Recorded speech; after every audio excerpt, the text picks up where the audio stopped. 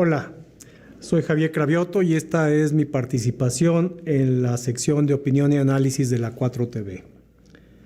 Una vez más, le doy las gracias a la 4TV por darme espacio para hablar del tema político de moda, del más reciente colmo de fanatismo de los opositores, del conversatorio que saca de las catacumbas a los trasnochados de la reacción y el conservadurismo.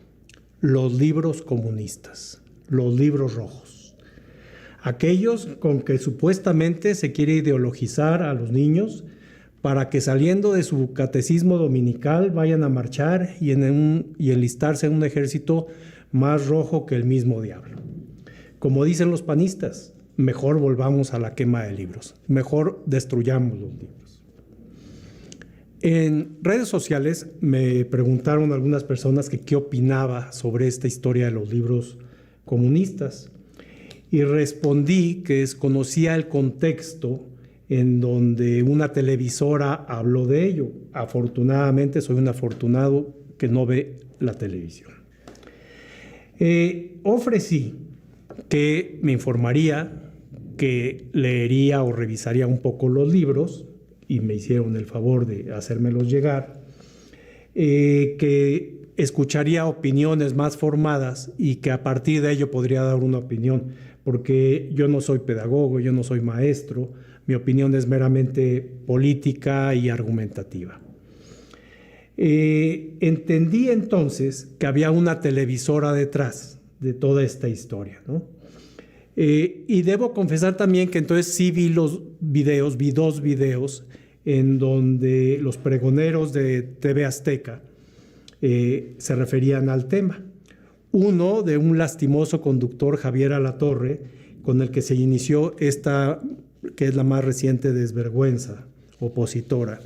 Y después vi otro video en donde había tres meroliquillos del mismo canal que repetían la misma historia, también de pena absoluta, ¿no? Así que una vez que hice lo que ya mencioné, pues esta es mi opinión. La voy a dividir en tres partes. La primera es la coyuntura, la segunda la lucha histórica por la educación y la tercera los libros. La coyuntura. Estamos en periodo preelectoral. En la 4T y en el frente opositor se está en el proceso de elegir al candidato que nos represente. De un lado tenemos 3 o 4 o 5 candidatos placeándose para convencer que su propuesta es mejor que la otra.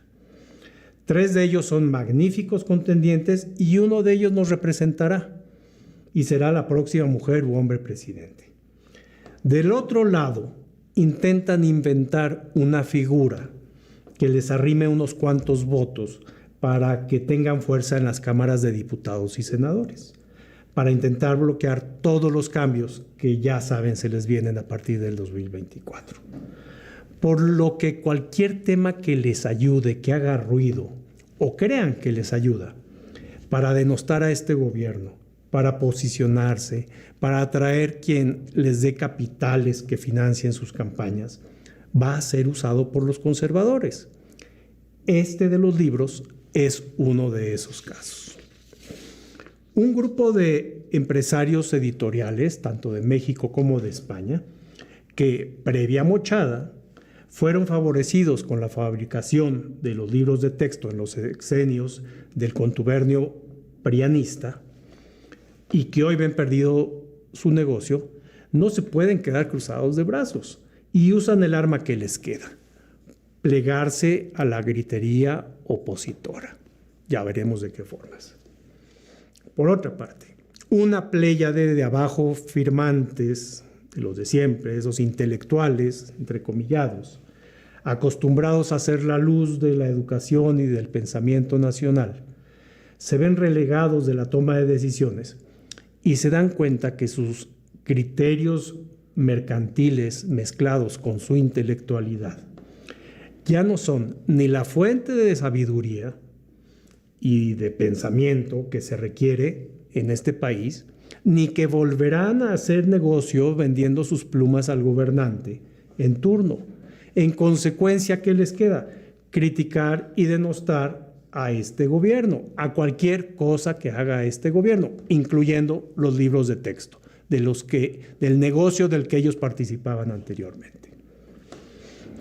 Un empresario, Salinas Pliego, concesionario de televisión, acostumbrado a no pagar impuestos, que nos debe a los mexicanos sumas de alrededor de 30,000 millones de pesos por impuestos que pelea todos los días en los tribunales para evitar pagarlos, aprovecha el momento para chantajear a este gobierno y parece olvidarse que a quién se enfrenta, pero lo que él está intentando es que se le condone sus deudas. Y su forma de chantajear es lanzándole una campaña mediática como la que estamos viendo. Porque esta historia de los libros de texto empezó y es una campaña mediática. Ese es el contexto de este tema. El pasticho que debemos conocer para poder entender el significado de libros comunistas. No podemos olvidar que los neoliberales no invirtieron nunca en escuelas públicas, que en sus gobiernos persiguieron a los maestros, que hicieron negocios con la educación privada y con proyectos de todo tipo. Ejemplo, el de la enciclopedia de Vicente Fox. Vil negocio. ¿Quién puede creerles ahora que tengan la más mínima preocupación por la educación pública? La escuela pública, históricamente, nunca le ha importado a los conservadores. Más bien prefieren que desaparezca. La educación les representa a ellos un negocio como cualquier otro, como vender refrescos o vender papitas. Para ellos eso es la educación. Y aquí abro un paréntesis nada más antes de hablar en el siguiente punto, que es la lucha de la educación. Me surge una duda. Si la señora Xóchitl dice que es marxista, trotskista, izquierdista, si el señor Krill se dice que es de izquierda, si Claudio X dice que es de izquierda, casi un maoísta, pues deberían estar encantados con que hubieran libros comunistas, ¿no? Sería bueno que escribieran algunos. No es más que mero cinismo de su parte todo lo que hacen, todo lo que dicen, todo lo que se quejan. Están en el barranco al que cayeron y del cual no se pueden levantar con la más mínima claridad de ideas. Siguiente punto, la lucha histórica por la educación.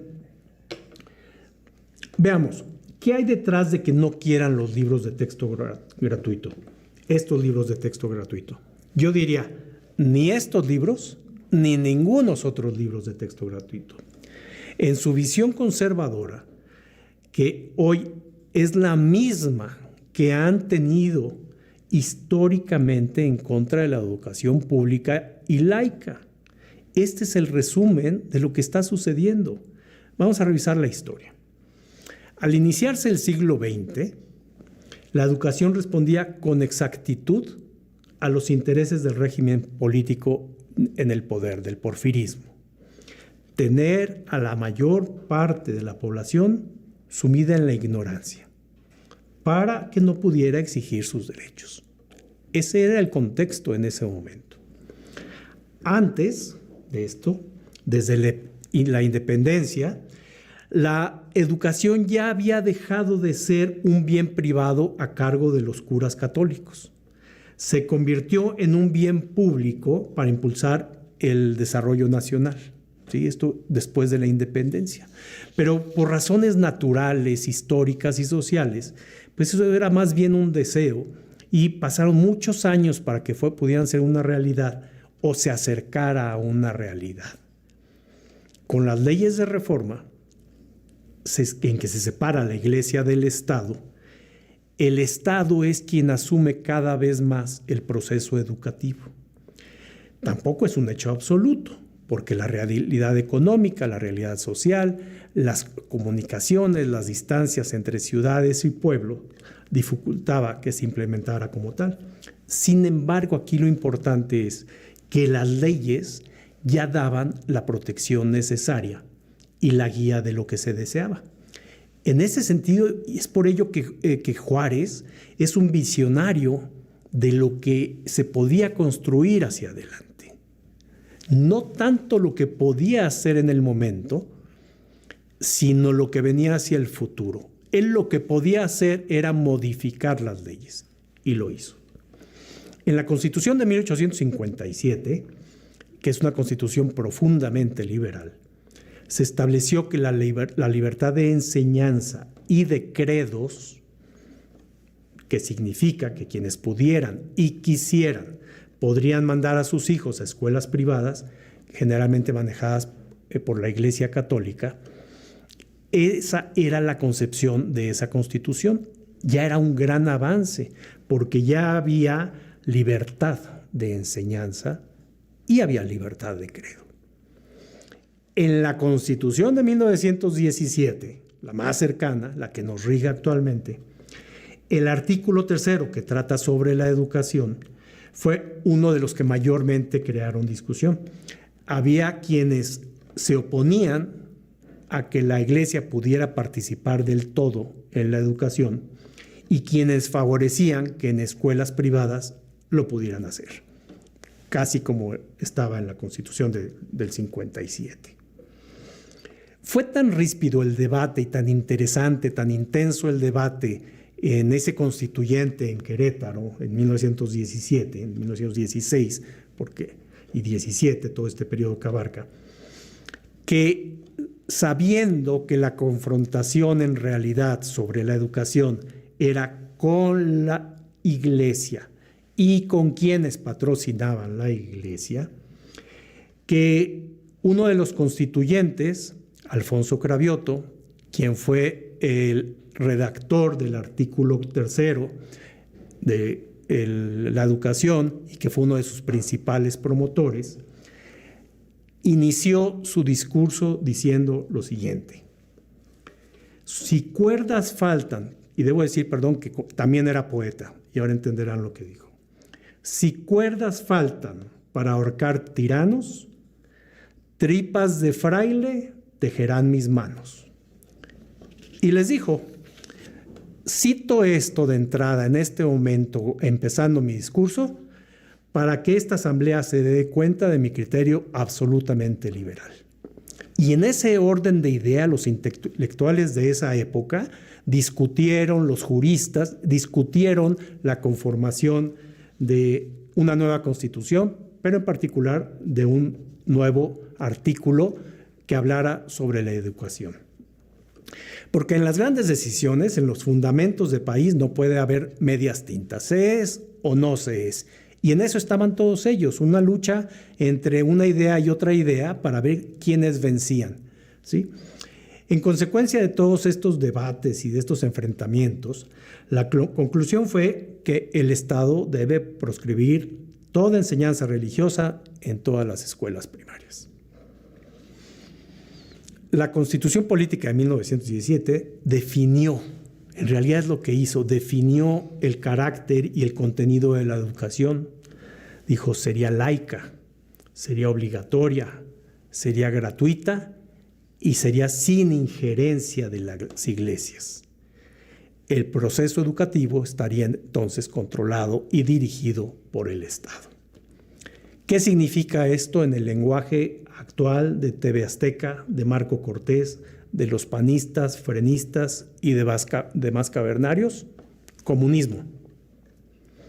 La historia de la educación en México es una en la que el conservadurismo intenta, y con mucho éxito en ocasiones, apropiarse del modelo educativo para convertirlo en negocio, para mantener en la ignorancia a la población y mantener así a sus grupos de votantes pegados a las televisoras y a sus medios.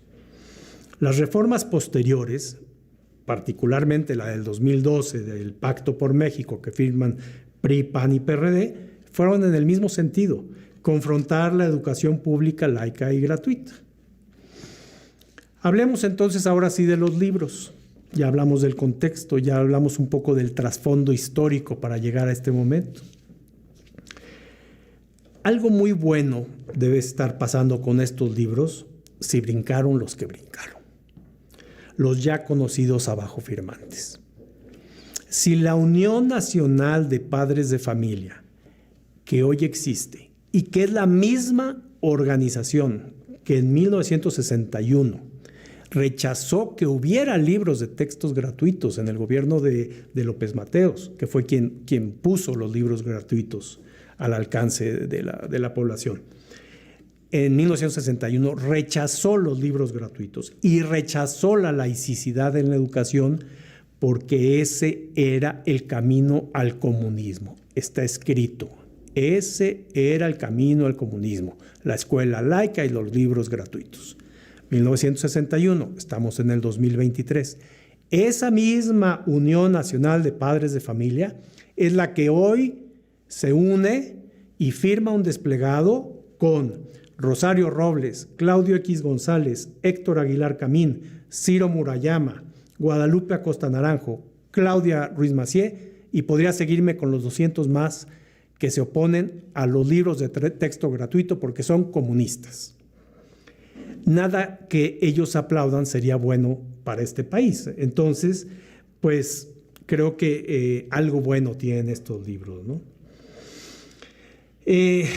A los libros de comunistas, y los revisé, leí algunos de ellos, los hojeé algunos de ellos, no les encuentro nada. De comunistas no tienen absolutamente nada. Es una vil mentira llamarles libros comunistas.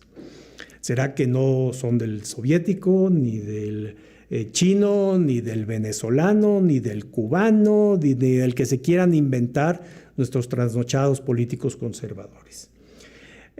Tan no lo tiene como tampoco el mismo Capital de Carlos Marx tiene ningún capítulo en donde hable de comunismo. Aquí sería muy bueno que hubiera un libro de texto gratuito para todos estos conservadores y que alguien les explique qué es comunismo. Pero hace ruido la palabra, llama la atención la palabra, le permea a mucha gente y dice, ¡ay, comunistas! Escóndanse bajo la mesa. Eso es lo que se intenta y eso es lo que hicieron. La realidad es que los libros se hicieron con una amplia participación. Entiendo, por lo que dice la Secretaría de Educación Pública, que se realizaron más de 925 foros, que participaron especialistas, académicos, maestros, incluso padres de familia. Dice el especialista e historiador Felipe Ávila, y leo lo que él dice. El nuevo modelo pone en el centro el fortalecimiento del tejido social, de la comunidad, de la solidaridad, del humanismo a partir de un método pedagógico que desarrolla los conocimientos y saberes a partir de problemas y del trabajo colectivo en el aula, entre alumnos, junto con los maestros y junto con los padres de familia. Lo que significa esto, ya cierro la cita, lo que significa esto en el lenguaje y la lectura irracional de los que también marchan de color rosa, ¿qué significa? Comunismo. Dice Ricardo Peralta, y lo cito. Los libros de texto actuales, los que están en esta polémica de la que estamos hablando, ya no utilizan el ejercicio de memorizar lo que cada disciplina presentaba. Ahora se utiliza la razón para traducir procesos abstractos a una manera lógica. Un método de enseñanza-aprendizaje igual al que se aplica en Finlandia, mismo que se considera el más prestigioso a nivel mundial. Cierro la cita. Lo que significa en lenguaje chumelista, panista, reaccionario, opositor, comunismo. No importa que el actual jefe panista pida mandar los libros a la destrucción y a la hoguera. No importa que 4 gobernadores, también panistas, por supuesto, digan que sus estados no usarán estos libros. Desconocen la ley, así es que habrá algunos tirones legales y finalmente lo van a acabar haciendo porque no depende de ellos esta decisión. Lo importante, lo que sí es importante de estos libros, es que en ellos se habla de temas reales, de temas sociales, biológicos, científicos, reales. Se habla de menstruación, se habla de tipos de familias, se habla de derechos sociales, se habla de luchas históricas, se habla de guerrillas, se habla de fraudes políticos y electorales y se habla de corrupción. Y sí, se debe hablar de ello en los libros de texto. Quien oiga chismes que quieren manipular las buenas conciencias, oirán también que los libros hablan de chairos y fifís. Es mentira. No habla estos libros de chairos y fifís, son otros libros. Mi opinión sería que sí deberían haber hablado, pero bueno, es otra historia. Conclusión de lo que he dicho. Una vez más, el escándalo mediático es el sustento de esta gritería. Por cierto, cada vez más salvaje, de los opositores a la 4T. El gobierno está haciendo ya sesiones vespertinas explicando cuál fue la hoja de ruta para el desarrollo de estos libros, los especialistas que participaron, los criterios que se tuvieron. Tal vez debió hacerlo antes. Haberse adelantado al evasor de impuestos Salinas Pliego, aunque no habría mucha diferencia porque su intento de chantaje de este deudor de miles de millones al fisco mexicano, pues está en su apogeo. Pero sí se debió haber adelantado tal vez el gobierno para explicar mejor. De hecho, una crítica que yo le tengo a este gobierno es que en diversas áreas sus responsables están muy cómodos dejando que solo sea el presidente quien explique el proyecto de país que estamos construyendo. Pero eso es harina de otro costal. ¿Que son perfectibles los libros? Claro que sí, como todo en la vida. ¿Que es un traspié tener una veintena de erratas entre los 36 libros y miles de hojas? Sí, lo es. Los maestros deberán aclarar a los niños que Benito Juárez no nació el 18 de marzo, sino 3 días después, el 21 de marzo. Tendrán que hacerlo porque está equivocado el libro. Hay una errata ahí en ese sentido. En este país, en este proyecto de país, las bases y cimientos serán construidos por los mexicanos que quieren un mejor país, para ellos y para las futuras generaciones. En estas ideas y construcción de fundamentos de la Cuarta Transformación que encabeza López Obrador, no pueden participar los obstruccionistas y los anti-AMLO. Es una contradicción a un proyecto como la Cuarta Transformación, que se opone precisamente a ellos. Su participación debe estar acotada al tamaño de sus votos. Eso es lo que tienen, eso es lo que pueden hacer e incidir. Y no es nada distinto a lo que el presidente Carranza hizo en 1917. Él, para establecer la constitución que tenemos actualmente en ese Congreso Constituyente, no dejó que participaran conocidos obstruccionistas a su gobierno, no dejó que participaran herederos de latifundistas para que modelaran el país, no dejó que los voceros de las iglesias estuvieran voz en la redacción del constituyente. Es obvio, ese era tu proyecto, ¿no? Que la educación es una ideología, bueno, obviamente. Claro que sí, lo que pasa es que a los opositores les duele que no sea la suya, que no sea una educación clasista, racista y echaleganista como la que ellos les gustaría. Imagínense si vamos a dejarle a la derecha el modelo de la educación pública que tanto ha costado en la lucha histórica, ¿no? Ellos ya tienen una enorme tajada con la educación privada, tienen un gran tema con sus curas pederastas a cargo de los niños en sus escuelas católicas. Es su problema, tienen que resolverlo o no, pero en todo caso eso es lo que ellos tienen, eso es lo que ellos quieren y es lo que ellos buscan. El país no puede ser arrastrado en el negocio educativo, ¿verdad? Porque es un tema muy importante. Esta es la historia de los libros comunistas que no son comunistas. Para cerrar, una vez más, como en este y muchos otros temas, hay que acordarnos del Monsiváis. ¿Qué decía Monsiváis?